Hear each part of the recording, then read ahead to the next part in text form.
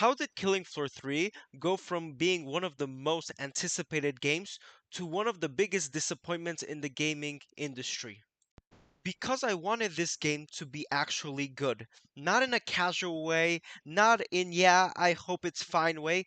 I mean, generally exciting. Killing Floor is one of those franchises that earned its reputation. Fast, brutal, chaotic, and somehow still fun after all these years. So, when Killing Floor 3 started getting revealed, I went in expecting an upgrade. Bigger, better, more intense, but the more I watched, the more uneasy I felt. Because instead of feeling like the next evolution of Killing Floor, it started feeling like a game that forgot what the Killing Floor franchise is supposed to be, and that was a really bad sign. People might hear the title and instantly think, this is just hate. Well, it's not. I don't want Killing Floor 3 to fail. I want it to succeed. I wanted it to be amazing, but pretending problems don't exist is how franchises die quickly. Killing Floor survived for so long because it had identity. It didn't chase trends. It didn't try to do everything at once. It knew exactly what type of game it was and committed to it. So when a new entry starts drifting away from that, that's when criticism becomes important. Not later, not after launch, now. Killing Floor was never just another zombie game or zombie shooter.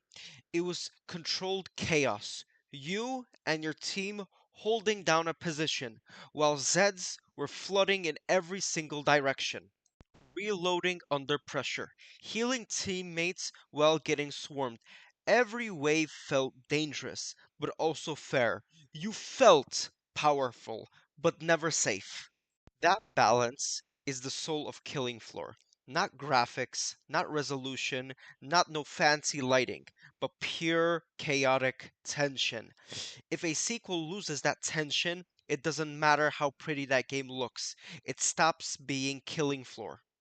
Let's talk about the most important part of any shooter, the shooting. In Killing Floor 2, guns actually felt heavy. You felt the recoil, you felt that kick, you felt the impact. When you fired a shotgun, it sounded violent. When you dumped a magazine into a big Z, it felt like you're actually fighting something powerful. In Killing Floor 3, the guns, yeah, well, they feel nice. They feel detailed. But they don't feel the same. They don't feel as good. They feel light, almost like they're floaty, like there's no weights behind those bullets. And that's catastrophic for that type of shooter. Because gun feel is not cosmetic, it's fundamental. If shooting isn't satisfying, everything else becomes pointless. No amount of maps, no amount of characters, no amount of updates that can fix that. A lot of shooters fail because of this one reason. They don't feel good to play. You can't explain it in numbers, you just feel it. You pick up a gun, you fire it, and something feels off. Killing Floor lives and dies by the moment to moment gameplay, not story, not cutscene, not moment to moment combat. And right now, Killing Floor 3 feels worse than Killing Floor 2. A sequel should never feel worse than its predecessor. Ever. Another issue is presentation. Killing Floor 3 feels like it's trying to look modern. Clean UI, smooth animations, polished visuals. And again, none of that is bad in itself. But Killing Floor 3 was never about being clean. It was about being ugly, dirty, bloody, grotesque. The ugliness gave it its personality. Killing Floor 3 feels like it's sanded off from the rough edges, and those rough edges were its identity. Here's the third problem. Killing Floor isn't just a shooter. It's a horror shooter, not a story horror, atmospheric horror, oppressing lighting, disturbing enemy sounds, constant pressure. Killing Floor 3 is way too bright, clean, It's so less oppressive, which kills all of that tension. And without that tension, you're just shooting targets, not surviving a nightmare. The biggest problem of Killing Floor 3 isn't mechanical, it's direction.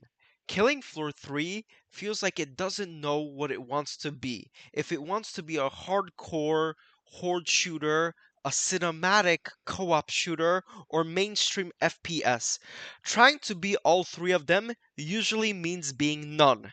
Killing Floor succeeded because it committed. Killing Floor 3 feels afraid to commit to anything. And the funniest part of all of this, is that the most damning thing is that Killing Floor 2 still feels better to play after all of these years. That's embarrassing. A new game should make the old one obsolete, not the other way around. If veterans would rather go to Killing Floor 2, that's really messed up. So, is there anything that actually can fix it? In my opinion, there's a few. Firstly, heavy gun feedback. When you're firing, especially a heavy gun, you should be able to feel it. Darker visuals. It shouldn't be as bright as Killing Floor 3. It's a horror shooter, not something else.